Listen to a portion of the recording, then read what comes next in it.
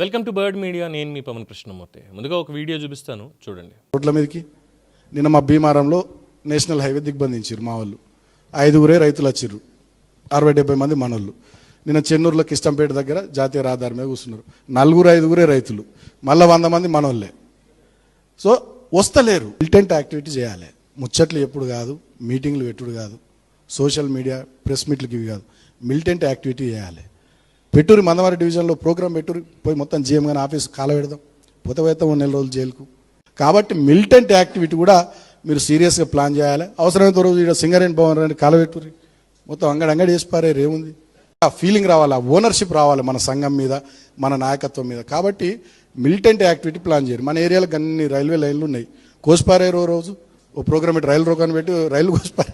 Serious పైసలా? నువ్వు పని చేస్తే పైసలు అవే తండోపతండాలు తన్నుకుంటూ వస్తాయి. నువ్వు ఒక్కటి కాలబెట్టి ఎవడు ఇయ్యడం పైసలు? చూడు గిది ఉండ. చూసారుగా, ఒకప్పుడు ఉద్యమ నేత, విద్యార్థి నాయకుడు, విద్యార్థి నుంచి అనే యూనివర్సిటీ నుంచి అంచెలంచెలుగా ఎదిగి మంచి వాగ్దాటి ఉన్నటువంటి నేతగా గుర్తింపు పొందిన బాల్క సుమన్ ఆయన మాట్లాడినటువంటి మాటలు. భౌతికంగా దాడులు చేయండి, ఏదో శాంతియుతంగా నిరసనలు చేయడాలు, ధర్నాలు చేయడాలు, ఇది కాదు. మిలిటెంట్ల లాగా మిలిటెంట్ యాక్టివిటీస్ ఉండాలి. ప్రభుత్వ కార్యాలయాలు ఏదైనా ఉంటే ఒకటి తగలబెట్టండి, పర్వాలేదు, కానీ ఇక్కడ మనం అన్ని కూడా రీస్టోర్ చేసుకోవాలని మాట్లాడడం. ఇవన్నీ కూడా ఎలా ఉన్నాయంటే పరిస్థితులు, ఉద్యమ సమయంలో తెలంగాణ రాష్ట్రం ఏర్పాటుకు సంబంధించి ఉద్యమ సమయంలో అంటే ఓకే, ప్రత్యేక రాష్ట్రం కావాలి అని దశాబ్దాలుగా చేస్తున్నటువంటి పోరాటంలో ఆ ఆవేశం కనిపించింది అంటే అర్థవంతంగా ఉందనుకోవాలి. అప్పుడు ఉన్నటువంటి ఉద్రిక్తతలు ఇంకా పూర్తిగా అయితే తొలగలేదు, అందరికీ తెలిసిందే. బట్ మళ్ళీ ఇప్పుడు అధికారం కోల్పోయిన తర్వాత కేటీఆర్ కావచ్చు, లేదంటే బాల్కసుమన్ కావచ్చు, ఇలాంటి నేతలు కొంతమంది మాట్లాడుతున్నటువంటి మాటలు మాత్రం చాలా అంటే చాలా అభ్యంతరకరంగా ఉన్నాయి. అలాగే ఇంకా ఒక టీం అనేది ఫామ్ అయిపోయింది వీళ్ళకి బేసిక్గా ఇలాంటి మాటలు మాట్లాడడానికి, ఇంక్లూడింగ్ కేటీఆర్కి తోడు బాల్కసుమన్ కావచ్చు, లేదంటే పాడి కౌశిక్ రెడ్డి కావచ్చు, ఇలా వరుసగా ఉన్నారు. ఈ భాష ఏంటి? తగలబెట్టండి. తగలబెడితే ఏం చేస్తారు? ప్రభుత్వ కార్యాలయాలు తగలబెట్టి మీ సొంత డబ్బులతో, మీ జేబుల్లో డబ్బులతోటి మళ్ళీ ఏమైనా నిర్మిస్తారా? ఎందుకంటే అదేమి ఎవరి సొత్తు కాదు. ప్రభుత్వ కార్యాలయాలైనా ఏవైనా సరే ఎవరి సొత్తు కాదు, అది ప్రజల సొత్తు. అది నిర్మించారు అంటే దానికి ప్రజలు పైసా ప్రజల రక్తం, ట్యాక్స్తో కట్టినటువంటివి. మీరు నిరసన చేయాలంటే ప్రజాస్వామ్యయుతంగా, దానికి కోర్టులను అవసరం అయితే కోర్టుకి వెళ్ళైనా సరే తీసుకోవచ్చు, ఏదైనా నిర్ణయం కావాలి అంటే, ఏదైనా న్యాయం జరగాలి అంటే. అంతేగాని వెళ్ళి దాడులు చేయాలి, కొట్టాలి, తగలబెట్టాలి, మిలిటెంట్ యాక్టివిటీస్ చేయాలి అంటే ఇది ప్రజాస్వామ్యమా? ఇది ప్రజాస్వామ్యం అంటారా? మిలిటెంట్ యాక్టివిటీస్ చేయడానికి రాజ్యాంగం కల్పించినటువంటి హక్కు అనాలా?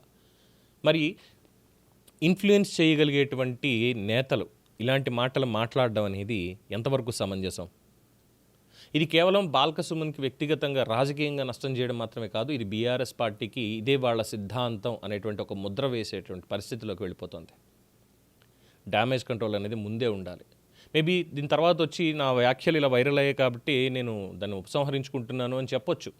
చెప్పినంత మాత్రాన అక్కడితో అయిపోదు కదా. అసలు మాట్లాడడం ఎందుకు?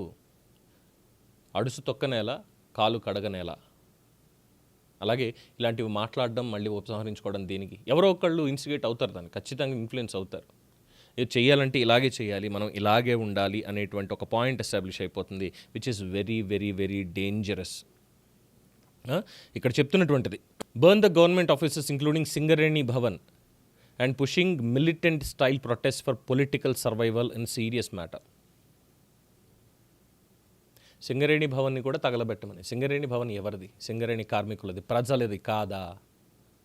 అదేమన్నా బాల్కసుమందా, లేదంటే కేటీఆర్ సొంత ఆస్తి? తగలబెట్టండి అనడానికి. ఇలాంటి నేతల్ని ఆదర్శంగా తీసుకుంటే ఏమవుతుందనేది నేను కొత్తగా చెప్పక్కర్లేదు.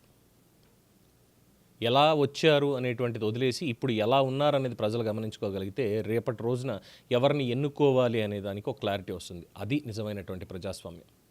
దీని మీద మీ అభిప్రాయం తెలియచేయండి. చూస్తూనే ఉండండి ది బర్డ్ మీడియా.